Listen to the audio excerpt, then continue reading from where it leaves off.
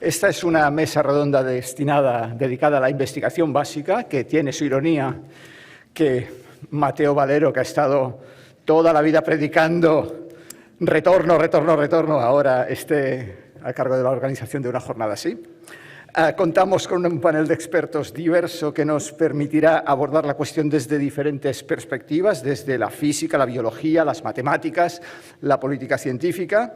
Empezaremos la mesa redonda introduciendo a cada uno de los ponentes con una pregunta sobre su área de expertez. Después abriremos el turno de diálogo, un diálogo menos estructurado, todo el mundo podrá intervenir. Y finalmente trataremos de dejar unos minutos para preguntas e intervenciones de la audiencia. Bien, sin más preámbulo, empecemos por lo más básico de todo, las matemáticas. Nos acompaña el doctor Alberto Enciso, profesor de investigación en el Instituto de Ciencias Matemáticas del CSIC. Doctor Enciso, las matemáticas que se hacen hoy día son altamente sofisticadas. Y uno podría pensar que hemos entrado en una fase de retorno decreciente, que ya no volveremos a descubrir el teorema de Pitágoras y podríamos pensar que ya no nos hacen falta matemáticas tan altamente complejas para resolver los problemas que tenemos. ¿Qué expectativas tiene de que las matemáticas que se hacen hoy en día tengan utilidad en beneficio de la humanidad? La enorme ventaja que tenemos es que efectivamente no volveremos a descubrir el teorema de Pitágoras. Las matemáticas funcionan, es cierto ahora, era cierto cuando Pitágoras, será cierto en el futuro.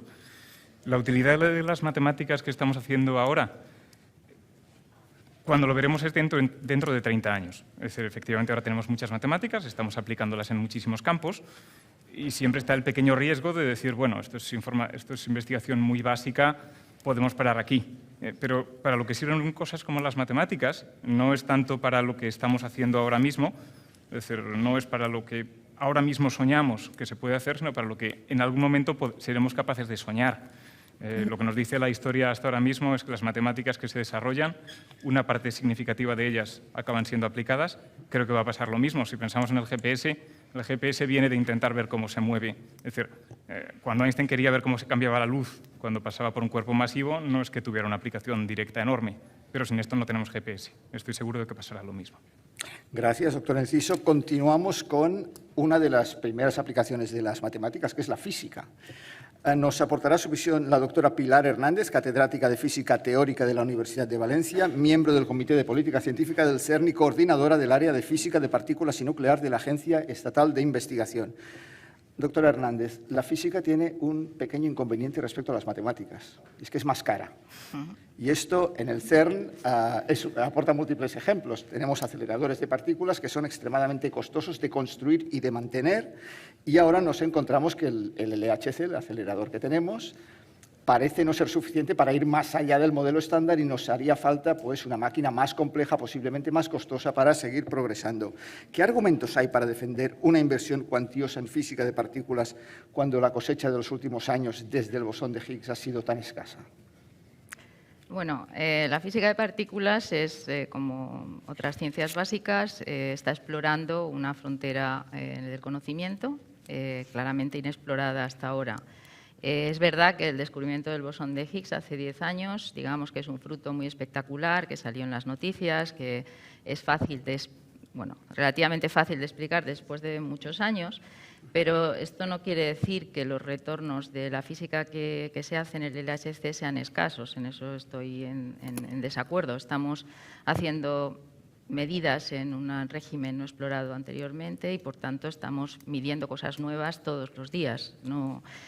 Y puedo poner muchos ejemplos, muchos de ellos no llegan a los periódicos, pero son importantes, nos están haciendo avanzar el estado del campo. Hemos encontrado, por ejemplo, nuevos estados exóticos de materia quark, la misma que compone los núcleos atómicos. Hemos medido diferencias sutiles entre materia y antimateria en otros sectores que antes no habíamos explorado.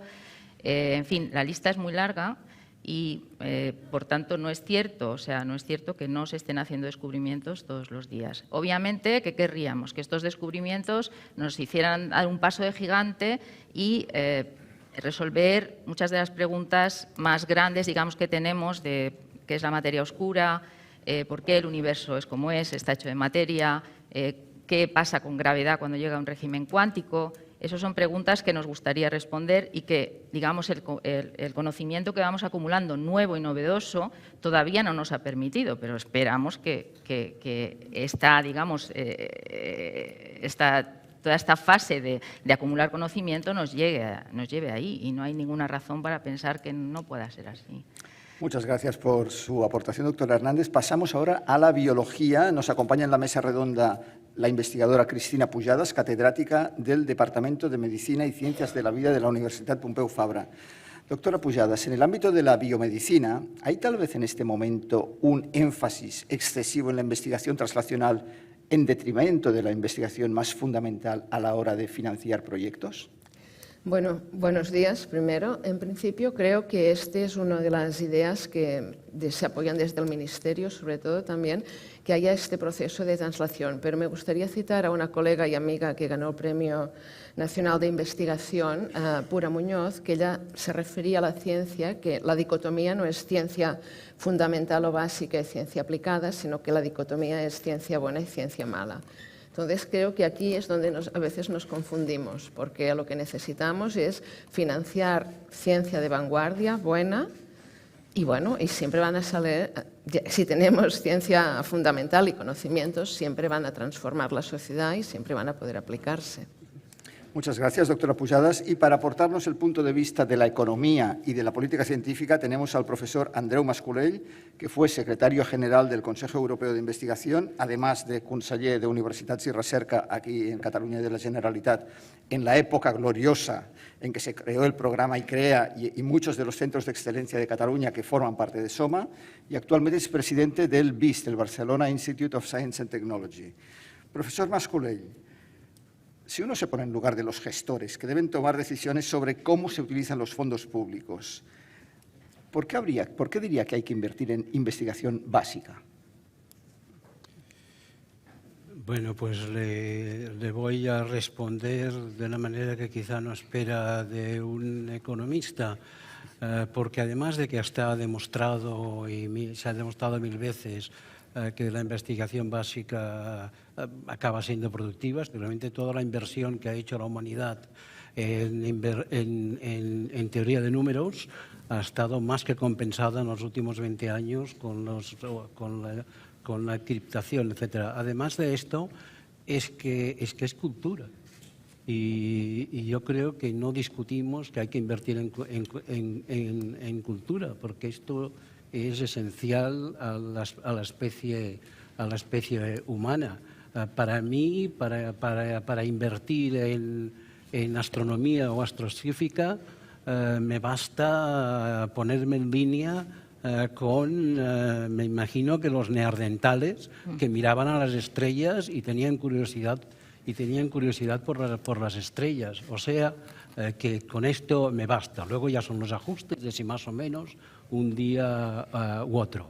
Pero déjeme añadir, he de tocar más de pies a tierra y he de justificar las cosas más. Hay digamos, por tanto, la necesidad de justificar la inversión en ciencia básica ya no la discuto más. Un tema importante es por qué nosotros. Es decir, la frase famosa de Unamuno no es una tontería. Como dijo él, si la bombilla eléctrica da luz donde se inventó, también la da aquí, y a lo mejor nosotros podremos incluso hacerlo mejor. La idea de que la investigación de frontera es para los países de frontera todavía la tenemos un poco. Hay dos razones, y acabo, hay dos contraargumentos a esto. Una, que no podremos innovar bien, no podremos transferir bien, no podremos copiar bien si no tenemos un ecosistema que incluya también la ciencia básica, porque hay que saber desde la ciencia básica interpretar la ciencia aplicada. Y el segundo pues es el orgullo nacional, el querer estar en las mesas principales donde se discuten las cosas. Este es un incentivo poderoso. Miren, si no, a Francia y todo lo que han hecho con el sistema universitario para subir unos niveles en los rankings. Gracias. Vamos a profundizar a lo largo de la mesa redonda en esta idea de por qué nosotros, por qué España. A partir de ahora, siéntanse libres de intervenir cuando lo consideren oportuno, de pedir la palabra, incluso de interrumpir. Empezaré con unas pocas preguntas de marco general y después aterrizaremos en España para hacer el diagnóstico de la situación aquí y ver qué se hace bien, qué no se hace tan bien, qué mejorar, cómo mejorarlo. Empecemos por el marco general. ¿Dirían que son buenos tiempos ahora para la investigación básica o hay tal vez un afán resultadista a la hora de decidir qué proyectos se financian? ¿Quién se atreve? Yo me Doctora atrevo. Pujada. Y a mí me gustaría un poco apoyar los argumentos de Andreu, porque el experimento ya se realizó en Estados Unidos, en el segundo gobierno de George Bush. Ellos lo que hicieron fue disminuir muchísimo el presupuesto de National Science Foundation con la idea de que se tenía que generar, sobre todo, ciencia aplicada. Y Obama tuvo que revertir esta política precisamente porque no tenían productos.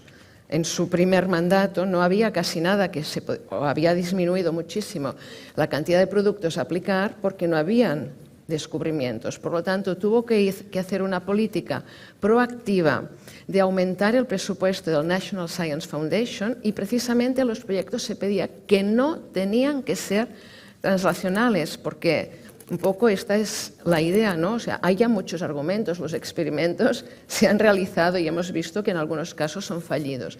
Entonces, yo pienso que tendríamos que pensar o emular políticas fructíferas y exitosas, ¿no? Y Francia es uno de los casos también que se ha mencionado. O sea, Francia es un país basado en el funcionariado. O sea, el CNRS, INSERM, los profesores de universidad. O sea, todo el mundo es funcionario, ¿no? Pero, en cambio, ellos sí que tienen muchos premios Nobel. Bueno, pues tendríamos que pensar qué han hecho bien para, teniendo un tejido muy importante de investigación y invierten dinero, ¿por qué tienen estos éxitos, no? Entonces, yo creo que es uno de los modelos. Yo creo que, yo diría que es la educación fundamentalmente, donde hay que poner el énfasis. Y digamos que estoy un poco en desacuerdo con que la ciencia, o sea, hay que invertir y tenemos que decidir si invertimos o no invertimos como algo top-bottom, ¿no? O sea, aquí hay científicos, esta sala está llena de gente con curiosidad, imaginación y ganas de descubrir algo que no se conoce antes. Esa es de donde sale la ciencia, la buena ciencia en un país, ¿no? Si no hay eso, no hay nada, por mucho que hagamos políticas científicas.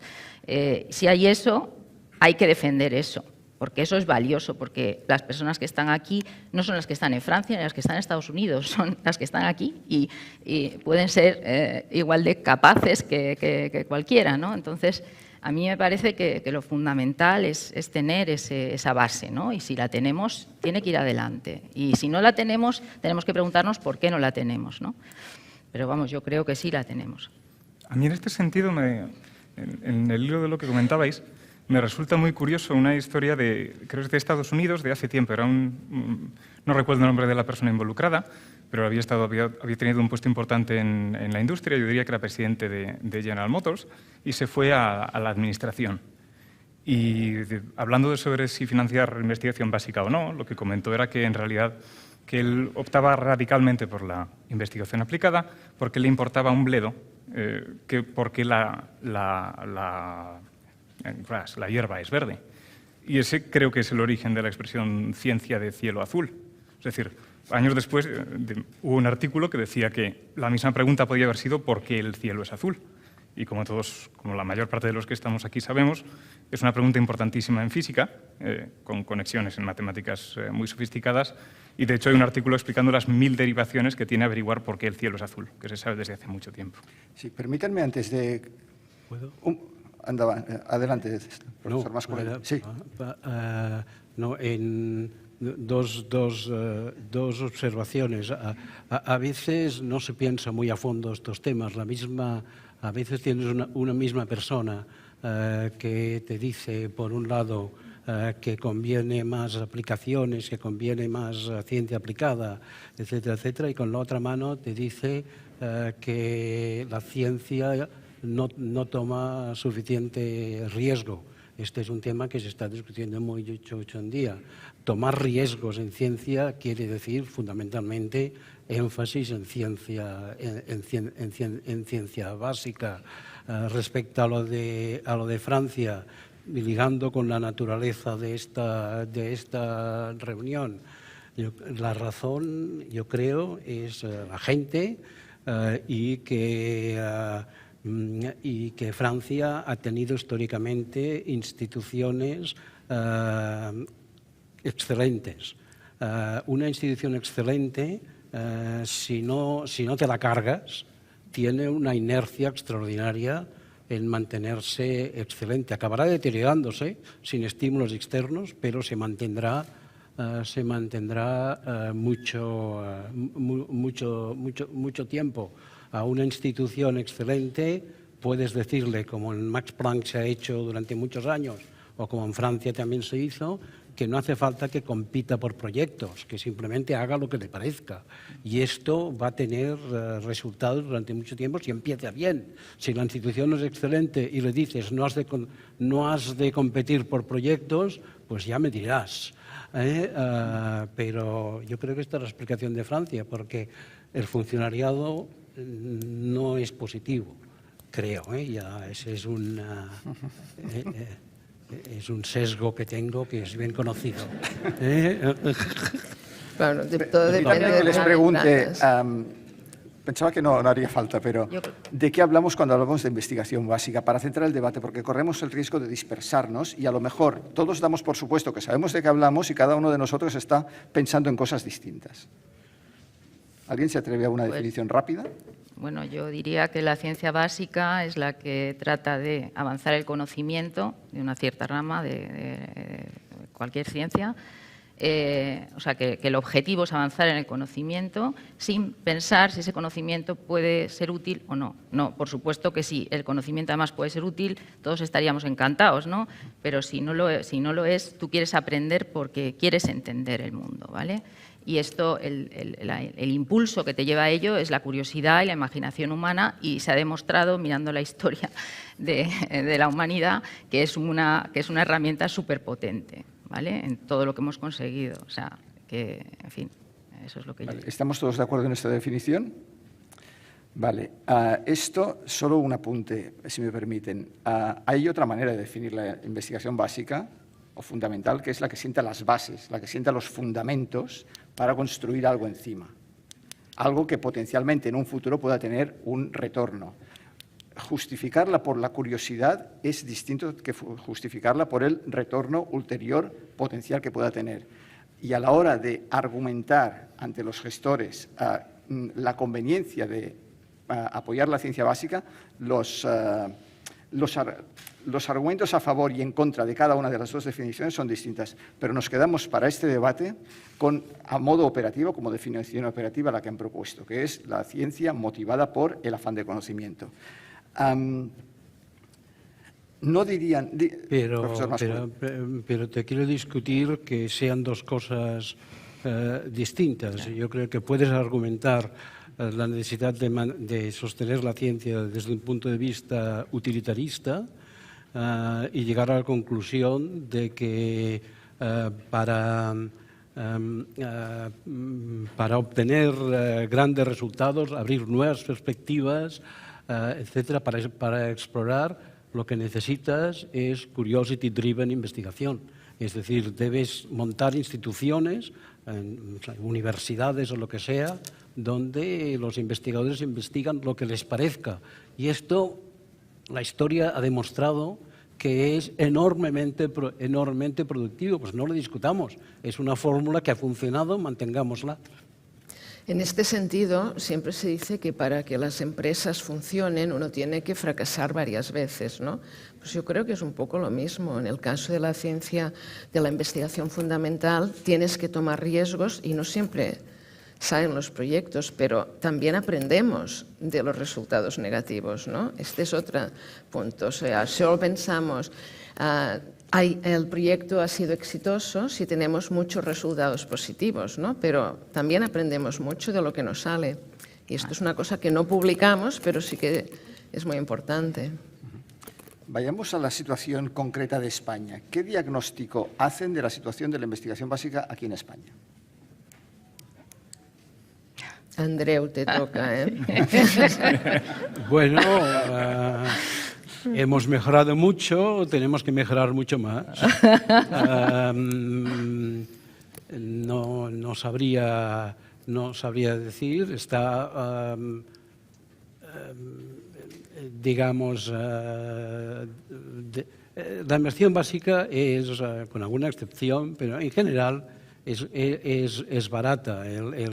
La parte de investigación de los presupuestos del Estado es una parte pequeña. Los países, digamos, con ambición de estar de primera línea, con ambición de ser países de frontera, saben que han de invertir en investigación básica. Por tanto, no diría más. Luego podemos discutir si lo tenemos organizado de la forma mejor posible, y la respuesta es que se puede mejorar.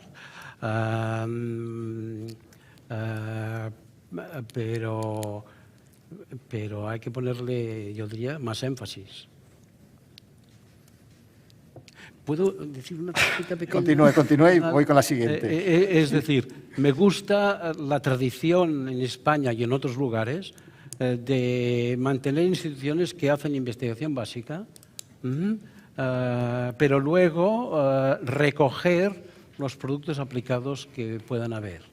Por ejemplo, aquí siempre ha habido, y me parece muy bien, la consigna, quizá porque somos pobres, la consigna, relativamente pobres, la consigna de que los institutos de investigación, incluso los básicos, está bien que hagan spin-offs.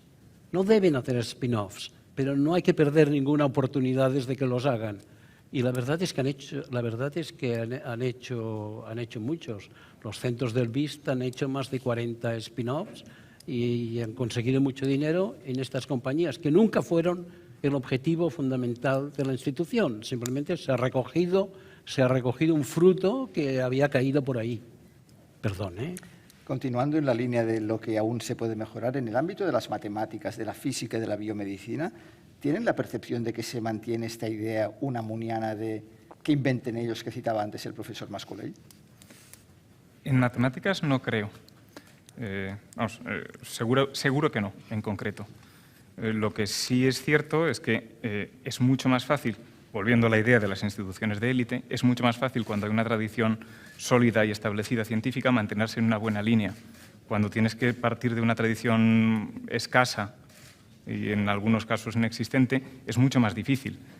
En relación a los medios que tenemos, el momento en el que estamos ahora mismo, a día de hoy, es francamente muy bueno.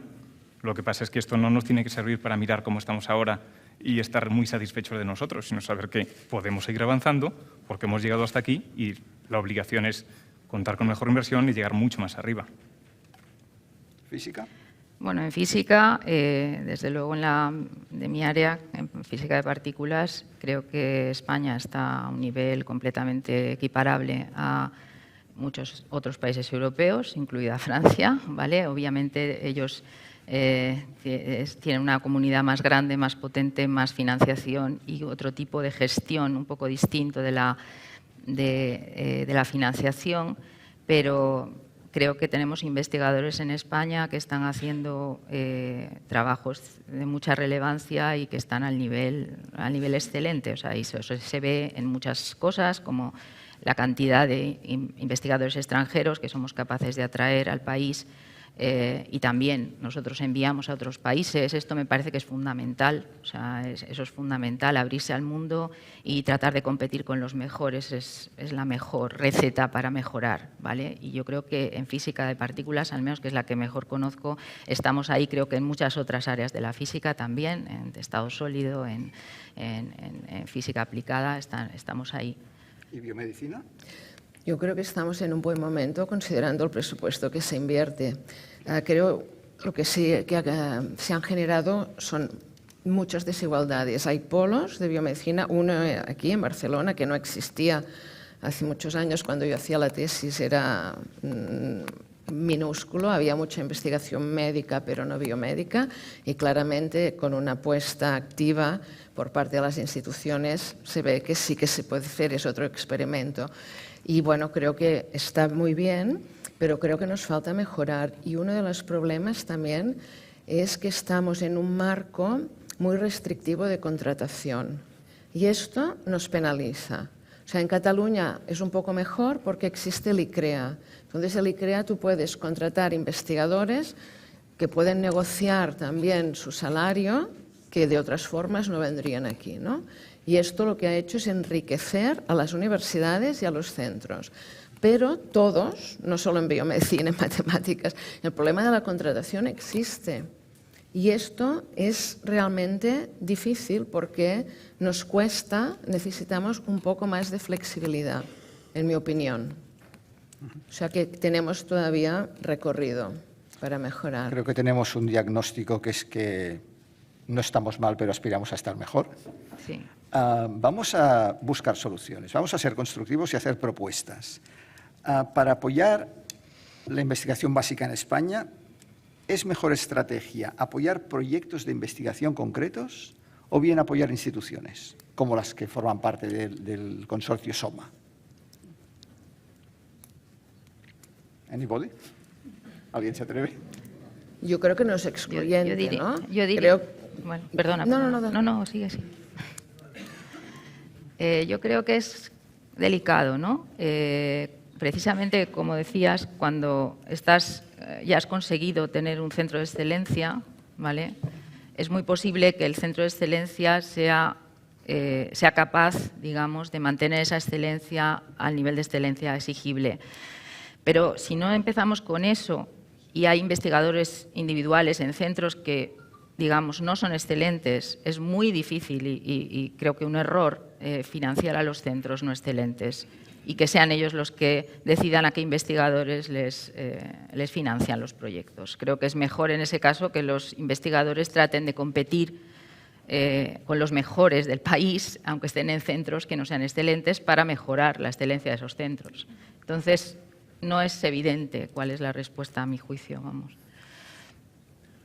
Concuerdo, no es una cosa o la otra, depende del nivel de calidad, de excelencia, etcétera. Necesitas proyectos y necesitas centros. La política de financiación en general de la investigación por proyectos, yo creo que es buena, por eso se ha generalizado en el mundo, tiene dos efectos buenos. Uno es un estímulo, te estás constantemente midiendo contra un colectivo más grande, y segunda, multiplica los dineros básicos, sobre todo si pensamos en una unidad pequeña que atrae dinero del exterior, donde toda España sería una unidad pequeña. Por tanto, tiene estos dos efectos positivos. A la vez, no se llegará a las cumbres sin instituciones que agrupen talento, que estén bien financiadas, etcétera. Y un error enorme sería pensar que cuanto más excelente sea una institución, más competitiva es, por tanto, menos financiación básica necesita. Yo diría que más bien, cuanto más excelente sea la institución, más puedes confiar que la financiación básica se gastará bien para multiplicar, pero también para lo que he dicho antes, de proyectos de riesgo, etcétera. Luego, Sí, pero pónganse en el lugar de la ministra de Sanidad o de un consejero autonómico. Usted fue consejero de Universitats y Recerca aquí en Cataluña y en el momento de decidir qué estrategia hacemos, cuando usted era consejero, se apoyaron la creación de centros de investigación. Tal vez porque desde Cataluña o desde España es viable apoyar centros, mientras que los proyectos competitivos tal vez haya que irlos a buscar a Europa para tener grandes fondos. No lo sé, por eso le pregunto, ¿cuál es la estrategia adecuada desde el punto de vista de estrategia de un país? ¿Por qué en su caso usted, por ejemplo, decidió apoyar centros en lugar de crear un programa de financiar proyectos? Porque los centros, si son buenos, tienen digamos, en lenguaje económico, un rendimiento muy grande. Pones a todo el talento junto y esto multiplica resultados científicos y multiplica, en el mundo de hoy, multiplica la capacidad de atracción de recursos, porque alguien tiene que tomar las decisiones de a quién se contrata. Si tú tienes un buen centro, pues ya sabes que la contratación será buena, etcétera. No puedes hacer toda la investigación en centros, esto sería absurdo, pero tiene que haber un mix. Y cuando digo centros, no quiero decir centros o universidades. Los centros pueden ser de las universidades y que algo constar, bueno, ya lo dejo ahí.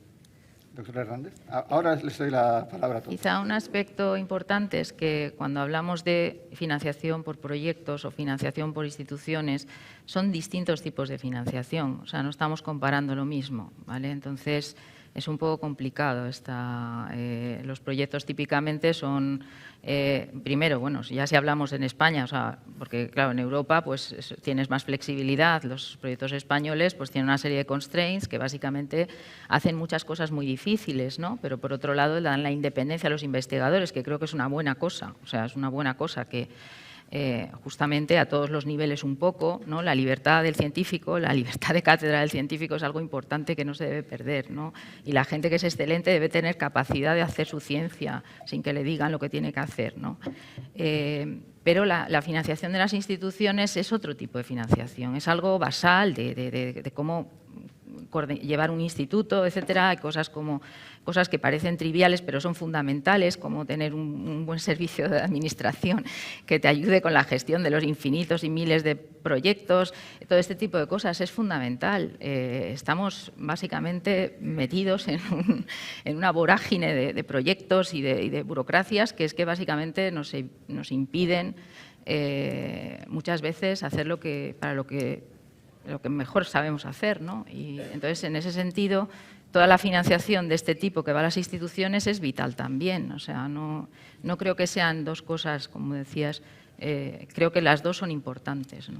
Doctora Pujadas. Sí, un poco en esta línea estoy completamente de acuerdo, sobre todo en el caso de campos en los que se requieren infraestructuras importantes. O sea, la financiación de los centros ayuda a apoyar estas infraestructuras que un laboratorio solo no puede permitirse tener un servicio, no sé, de imagen, por ejemplo, ¿no? Con estos microscopios tan importantes. Son claramente políticas diferentes. Lo que permite apoyar el presupuesto de apoyo de centros de excelencia es mantener un ecosistema, que esto es importantísimo porque sabemos que la ciencia no se puede hacer. Nadie la puede hacer ya solo, ¿no? en su grupo. La otra cosa que me gustaría insistir en el SOMA precisamente es un buen ejemplo porque no solo hay centros de investigación sino que también hay universidades. Y yo creo que ahí sí que hay un pequeño recorrido, es decir, las universidades, si no me confundo, se financian sobre todo atendiendo al número de estudiantes que tienen. A lo mejor podríamos pensar que para que las universidades puedan dedicarse también a la investigación, se pudiera poner un presupuesto variable atendiendo a la performance, ¿no? Lo bien que lo hacen estas universidades, porque en el fondo, aunque tengamos autonomía universitaria, y esto nos va muy bien porque cada universidad tiene un poco sus su forma, somos muy distintas, ¿no? A lo mejor yo creo que aquí sería importante. Doctor Enciso. Yo creo que una de las particularidades que tenemos para estos temas en España es que lo que es indudable es que hay ciertas inversiones en ciencia que dan un rendimiento altísimo. Concentrar talento, hacer un centro que funciona, crear núcleos de excelencia es una cosa que está probada que funciona muy bien. El problema es que eso se tiene que hacer al mismo tiempo que el presupuesto general es muy bajo y tienes que garantizar que hay un mínimo para permitir a los investigadores que están funcionando bien salir de la miseria para ascender a la pobreza, que al final es de lo que estamos hablando muchas veces. Si no somos capaces de, más allá de esa mínima financiación basal de subsistencia, sacar inversiones con las que podamos hacer estrategia científica y poder potenciar estas cosas que obviamente son enormemente rentables en el medio plazo, estamos afinando un poco bien nuestras políticas. Profesor Mascolell. Desde el punto de vista de un responsable de economía que tiene que asignar un presupuesto, proyectos e instituciones no están en el mismo plano por la siguiente razón, por una de las razones. Es las instituciones o las financias tú o no te las financiará nadie. La base de una institución, ¿no? Mientras que proyectos, puedes hacer proyectos, pero hay muchas fuentes de dinero para proyectos en el mundo y cada vez habrá más. La tendencia es clarísima. La filantropía científica internacional se está multiplicando y esta es una frontera que tenemos, es que sea realmente internacional. O sea, que hay mucho dinero por el mundo y, por tanto, mucho acceso a proyectos si tienes las instituciones. Hablemos de las instituciones que forman parte de la Alianza SOMA. ¿Dirían que tienen la estabilidad de financiación suficiente para realizar la investigación al nivel de excelencia y con el nivel de ambición al que aspiran? Hablo de estabilidad de financiación.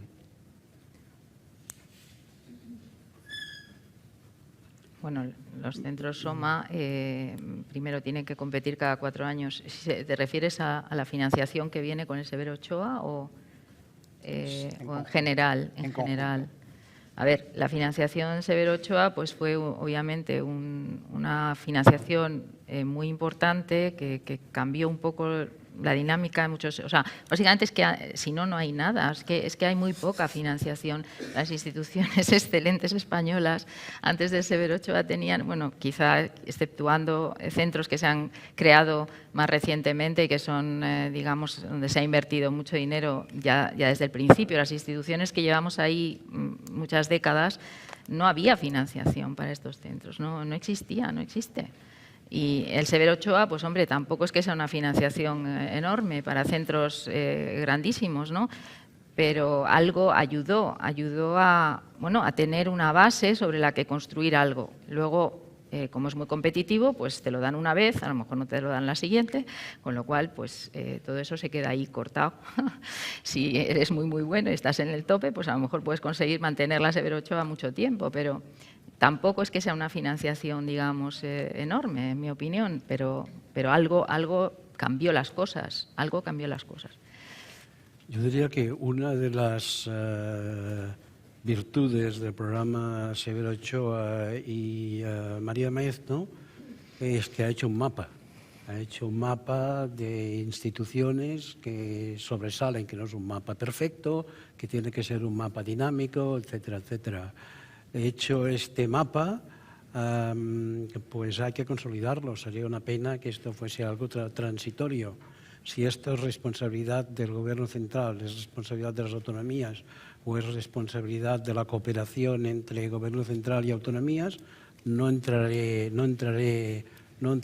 en ello. Pero la lista está ahí y asegurémonos que esto se refuerza. Y voy a mencionar una curiosidad que cada uno saque sus consecuencias. La menciono solo y es el siguiente. Hice el ejercicio ayer por la noche. Cogí el Nature Index. Hace un ranking de instituciones de investigación etcétera, etcétera. Y pensé, ¿qué pasaría si miramos un colectivo que incluya el CSIC, por un lado, y lo que yo tenía a mano, que son los 7 centros del BIST? ¿Saldría otra cosa? Pues mira, ese conjunto en Europa pasaría de ser el número 11, que es el CSIC, a ser el número 7. Solo con esta pequeña cosa haría subir. Y creo que en el mundo haría subir 30 lugares. Solo este pequeño ejercicio. Se puede decir, esto es una tontería porque no tenemos que dirigir la política científica por los rankings. Bueno, quizá no, pero ya lo he dicho al principio, los franceses lo han hecho y están muy satisfechos y están muy orgullosos de tener a Saclay allá arriba en los rankings. Una curiosidad de un ejercicio de una noche de miércoles. ¿Qué medidas prácticas concretas propondrían para dar un paso adelante en investigación básica en España? Al hilo de lo que comentaba la doctora Hernández, de que, bueno, el Severo Ochoa da para lo que da.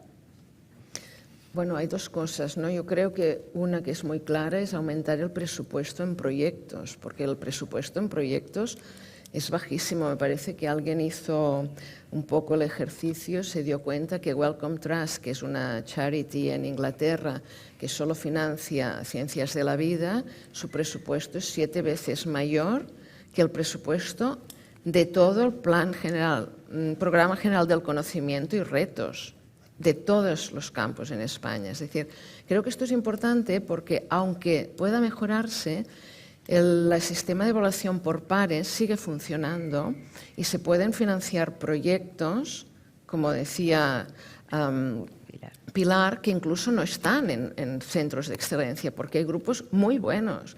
Además, si queremos incorporar a gente joven, lo que no podemos es decirles, mira, en mi campo, ¿no?, que necesitamos laboratorios, te damos una pollata y una ventana. Pues van a hacer muy poco con una pollata y una ventana. O sea que lo que necesitamos es, queremos incorporar gente nueva, porque realmente lo necesitamos, hay científicos muy bien formados. Creo que hay una generación estupenda, pero les tenemos que dar los medios. Y esto no puede ser en detrimento de los grupos ya consolidados, ¿no?, que realmente, bueno, pues tienen su accountability, etc. Por lo tanto, yo creo que, aunque se dedique mucho en ciencia, que no me sé los números, sí sé lo que se dedica a los proyectos. Y esto es realmente muy bajo. Yo creo que esto haría un cambio. Todos evaluamos proyectos de nuestros pares y sabemos perfectamente, nos comparamos con ellos y decimos, ¿cómo he podido publicar lo mismo que esta persona con la cifra que yo tengo comparada con la que tiene el otro? ¿No? Todos lo sabemos. Experimentamos esto cotidianamente, ¿no? Entonces creo que esto sería claramente un revulsivo. ¿Cuánta más financiación creen que haría falta para hacer un salto cualitativo de ganar un nivel? ¿Hace falta mucha financiación para subir poco o con poca financiación se podría subir mucho? De aquí tal vez, doctor Enciso. Yo creo que evidentemente necesitamos mucha más financiación porque lo que tenemos es francamente muy poco. Es que me ha venido el número a la cabeza. Quiero recordar que en hilo a la financiación del Plan Nacional diría que el importe total que para matemáticas en un año es aproximadamente 2 proyectos del ERC. Es decir, eso es lo que tenemos para repartir entre todos, diría. Pero igual que en esos números evidentemente hay que subir mucho, creo que se puede hacer bastante con no demasiado. Lo que quiero decir es, si un incremento pequeño pero razonable, en lugar de meterlo sin más en la bolsa, intentas hacer algo, intentas orientarlo, creo que eso puede tener un importe, creo que eso puede tener un impacto. También creo que hay que pensar en condiciones que se están quedando obsoletas. Si pensamos, por ejemplo, en los investigadores que están accediendo nuevos al sistema y está tristemente también relacionado con aumentar el gasto, no podemos ofrecer los sueldos que estamos ofreciendo y esperar que esa gente contribuye, porque está haciendo unas contribuciones serias a nuestro sistema de ciencia, no puede hacerlo con esas condiciones. Considero que son indecentes. Profesor Mascolell, como economista, ¿coincide? Bueno, digamos, si Si vamos al 1% de gasto, al 1% del PIB en gasto público en investigación, no vamos a ir más allá, porque esto más o menos es la norma internacional. O sea que hay un límite a lo que podemos aspirar simplemente aspirando a que haya más gasto público en investigación. Nos falla la parte privada dramáticamente, pero esto ya sería otra historia. Y luego hay que preguntarse si este 1%, que todavía no es un 1%, pero si nos gastamos en el gasto público, nos lo gastamos de la mejor manera posible, y allí yo creo que hay muchos márgenes de mejora. No hay que ser catastrofista, porque hay muchos márgenes de mejora. Por ejemplo, a mí me parece que el futuro de la investigación en España depende, un factor del que depende, es de que hagamos bien la renovación generacional en las universidades. Eso es muy importante. No es lo mismo si hay 10 cátedras de matemáticas, llenarlas las 10 con talento que esté en primera línea de Europa, que llenar una de estas características y 9 para que no haya mucho ruido. Yo estoy completamente de acuerdo con esto. Creo que hay que reforzar las instituciones, como decíamos antes. Creo que eso puede tener un papel importante en muchos de los problemas que tenemos todos los días los científicos para hacer mejor nuestro trabajo. Creo que es importante los jóvenes, realmente que entren en el sistema y no básicamente pierdan la ilusión, ¿no?, que tienen cuando entran, porque se les trata mal, porque sus salarios bajan considerablemente, porque no tienen dinero ni para comprarse un computer. Esto hay que corregirlo, porque son ellos el talento que tiene los que tienen el futuro en sus manos, ¿no? Entonces, apoyar a los jóvenes. Creo que algunas comunidades autónomas están haciendo esfuerzos para crear programas de excelencia que vienen mejor dotados, ¿vale? Conozco el de la Comunidad Valenciana, bueno, por supuesto aquí en Barcelona el ICREA, pero en la Comunidad Valenciana tenemos el SIDEGEN, donde básicamente los salarios son significativamente más altos, tienen además dinero para contratar a un estudiante cuando entran, o sea, están muchísimo mejor que los Ramones y Cajales en ese sentido, pero luego resulta que como no tienen perspectivas de consolidación, pues en cuanto les dan la Ramón y Cajal se cambian al sistema, perdiendo una cantidad significativa de su salario y del dinero para investigación, porque consideran que Ramón y Cajal tiene más garantías de consolidación. Esto creo que que quizá el nuevo programa de consolidación investigadora de la agencia va a ir en la línea de tratar de resolver este problema y de una vez por todas y, digamos, tratar a todos de una mejor manera, ¿no? Yo espero que así sea, porque me parece que es fundamental. Y el tercer punto que quiero decir es lo de la internacionalización. Yo creo que si hay algo que tenemos que mejorar en este país es eso, ¿vale? Tenemos que abrirnos más al mundo y, sobre todo, es verdad que ahora hay muchísimo más gente que viene a hacer postdocs, estudiantes que vienen a hacer la tesis, pero todavía tenemos un problema al nivel, digamos, de personal. No tenemos suficientes en muchos institutos. Por supuesto, hay excepciones y seguramente aquí vosotros tenéis muchas excepciones, pero en muchos centros todavía no hay suficiente, digamos, diversidad. Y esto creo que es un problema endémico. Nos quedan apenas 10 minutos. Será el momento de pasar a intervenciones de la audiencia para enriquecer el debate, pero muy brevemente me han pedido la palabra el profesor Mascolell y el profesor Pujadas. Es decir, es con la internacionalización. Yo creo que un índice que habría que calcular de cómo vamos es hacer un índice concreto y sintomático, es hacer el balance de RCs, es decir, de ver cuántas RCs no españoles tenemos en España y cuántos españoles con RCs hay fuera de España. Este ejercicio lo hice hace unos 5 años y estábamos igual, estábamos en una situación infinitamente mejor a la italiana. En Italia era todos fuera, casi nadie dentro. Aquí había el mismo número, pero no he hecho el ejercicio en los últimos 5 años y por si alguien lo quiere hacer, para ver si nos mantenemos o nos hemos deteriorado, no lo sé.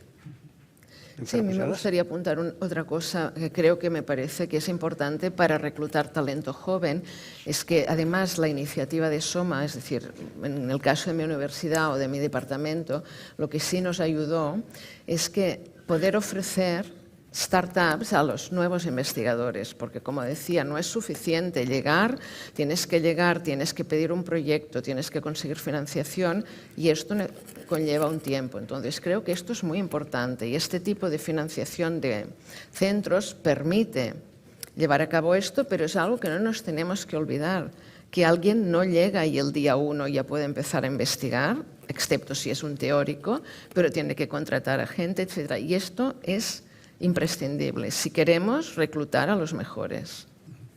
Bien, llega el momento. Primera intervención para el profesor Antó, del Instituto de Salud Global de Barcelona. Sí, gracias. La verdad es que como la mesa se ha puesto muy prosaica, quería volver un poco a la pregunta inicial de por qué hacemos investigación básica, ¿no? Aparte del retorno, que los países descubrieron hace muchísimos siglos que invertir en investigación para la guerra no es que fuera rentable, es que iba de supervivencia, ¿no?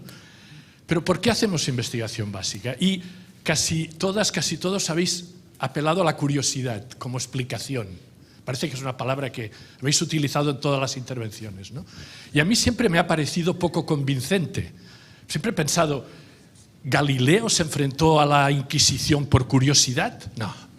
Es un sentimiento demasiado débil, me parece, ¿no? Y me ha recordado la fotografía de Jeanette Kelso con las pinturas del rupestre. Y hay una frase genial de Emilio Lladó, introduciendo una exposición en el Prado en el 2008, diciendo, viene de la palabra de los griegos taumasía, y dice, es el asombro, no es la curiosidad, es el asombro por la belleza, por entender el mundo. Y yo creo que eso es una pregunta clave en ciencia. ¿Cuál es el sentimiento que nos lleva a hacer investigación? Porque quizás es un sentimiento básico para la humanidad, que hay que proteger, que es un derecho, ¿no? Y yo creo que esa es una reflexión que sería fantástico que nos explicarais. ¿De dónde sale vuestra pasión por la ciencia? ¿Sale de la curiosidad o sale de algo más? Borges dejó escrito que buscaba el asombro. El asombro. Sí. Pues yo esta es una pregunta que me gusta mucho, porque me la han hecho varias veces y me parece una pregunta buenísima. Es decir, yo esto siempre lo llamo el efecto Everest. Es que curiosidad es que parece como que estás buscando algo. Se suele llamar curiosidad, pero es verdad que es muy diferente. Curiosidad es como que estás buscando algo muy recóndito que está no sé dónde, pero yo prefiero llamarlo el efecto Everest. La gente sube al Everest porque tú lo ves ahí, es muy grande y te preguntas qué hay arriba. Ciencia es más en esa línea que una curiosidad de algo de lo muy pequeño y lo muy oculto, creo yo. Pero precisamente por eso, porque no es buscar lo más recóndito en lo que puedes pedir financiación para ver si te dan 4 euros, sino que es un monte que deberías saber qué hay arriba, a ver si es el Olimpo o qué demonios hay ahí arriba. Precisamente por eso creo que es muy bueno para la humanidad. Yo estoy muy de acuerdo con Andreu cuando decía que literalmente es cultura. Es decir, creo que es alta cultura en la misma línea que la literatura o la pintura. Sí es verdad que cuando comento esto siempre me dicen que no es verdad, en el sentido de que cualquiera... Es decir, yo puedo defender que la ley de Newton está al mismo nivel que cualquiera de estas grandes obras que se nos podrían ocurrir, pero siempre dicen que, bueno, que no todo el mundo la puede entender igual. Pero sí creo que esto literalmente no es cultura, es cultural. Es como nos hemos acostumbrado a pensar sobre estas cosas. Porque tú, evidentemente, tampoco, bueno, al menos yo, puedo ir al Auditorio Nacional, pero no voy a entender lo mismo que un director de orquesta. Sencillamente nos hemos acostumbrado a aceptar este tipo de cosas. Hay una palabra pedida aquí en la segunda fila, otra en la tercera y después ya cerraremos. Primero aquí en la segunda, junto al profesor Antó. Si se puede presentar, por favor. Sí, Manuel Escojevinas. Lo siento, soy también de IES Global, del Instituto de Salud Global, como José María. Yo soy epidemiólogo y soy aplicada, pero también tengo una cama en en investigación básica porque hago epidemiología molecular. Y lo que quería preguntar al panel es sobre la capacidad de adaptación de la ciencia básica y aplicada en los nuevos retos. Tenemos, por ejemplo, evidentemente, los últimos años, toda la historia de los emerging infectious diseases, de todas las enfermedades emergentes infecciosas. Tenemos el súper gran reto del cambio climático, que va muy rápido, los cambios. Y aquí, evidentemente, necesitamos, de parte de investigación, tanto investigación aplicada como básica. Necesitamos vacunas, necesitamos ecotoxicología para entender las emerging infectious diseases, necesitamos de todo. ¿Qué tipo de políticas tenemos que seguir para adaptarnos rápido a estos temas? Porque los centros de investigación también tienen sus defaults. Hagamos lo que sabemos y lo que hemos estado haciendo los últimos años. ¿Cómo podemos promocionar estos cambios que nos pide el planeta? ¿Qué tenemos que hacer? ¿Qué políticas tenemos que seguir y cómo se adapta también la investigación básica a estos retos? ¿Alguien recoge el guante?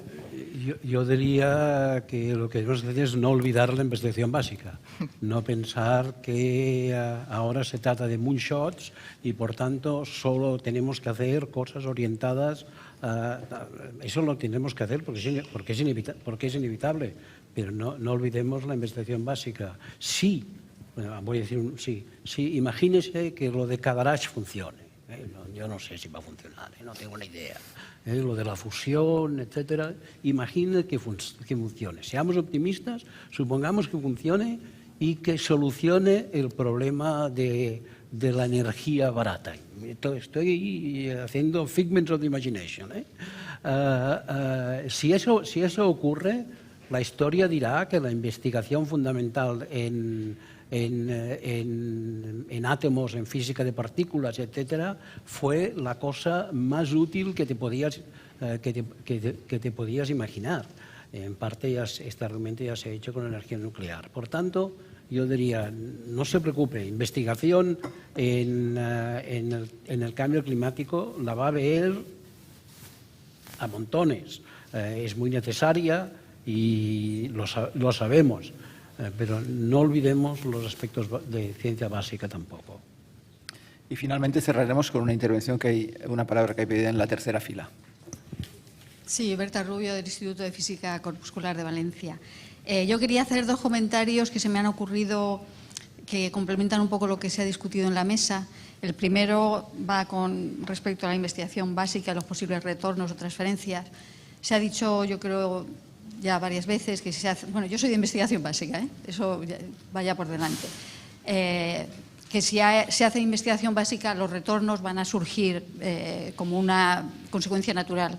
Estoy totalmente de acuerdo, pero por otro lado tenemos que pensar en nuestra situación como país y en unos momentos en que la ciencia afortunadamente cada vez es más abierta, más internacional, puede que esa investigación básica dé frutos o retornos, pero no aquí en España. Entonces, yo creo que sí que es importante la investigación básica, pero al mismo tiempo están muy pendientes de que esos posibles retornos se queden lo más cerca posible de nosotros, por un factor simplemente económico. El otro comentario que quería hacer, que también se ha discutido aquí, es respecto a la financiación por proyectos o instituciones. Hay un aspecto que a lo mejor todo el mundo es consciente, pero quería darle un poco de relevancia, y es que efectivamente por proyectos, como usted ha dicho aquí, se apoya la iniciativa, la excelencia de los investigadores, de los grupos, etcétera. Pero también es cierto que la investigación en España tiene un poco la tendencia de las setas, ¿no? Aquí sale un proyecto, aquí otro, y sí que es muy importante, yo creo, financiar también las instituciones, porque a través de las instituciones se puede hacer política científica, es decir, uno puede ver todo lo que esos investigadores excelentes están haciendo y ver desde arriba un poco si hay que apoyar, reforzar, estimular, etcétera. Muchas gracias. Llegamos al final de la mesa redonda. Resumo muy brevemente las propuestas constructivas que se han hecho. Haría falta, convendría más financiación para proyectos, más estabilidad de financiación, un marco menos restrictivo de contratación, una renovación generacional que es un reto inminente y más internacionalización. Si se consiguiera todo esto, y no hace falta pedirle al Urano, no hace falta muchísimos recursos para hacer esto, el retorno iría en beneficio de todo el país. Creo que esto es un resumen de lo que se ha dicho en esta mesa redonda. Y pasamos a la siguiente, que es con una mesa redonda, la última de la mañana, dedicada a la investigación en el ámbito de la salud. Nos vamos, ¿no?